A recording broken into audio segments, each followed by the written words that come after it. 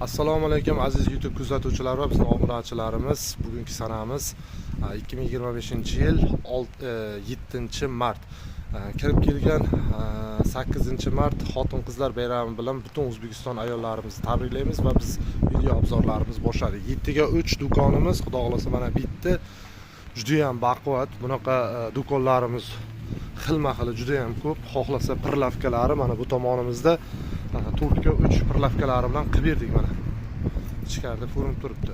Xohlasangiz mana bunaqa sandwich fanirlarimiz ham bor. Sandwich fanir mana bunaqa tarzda ham qilib beryapmiz. Polni ichkarilari kraska bo'ladi.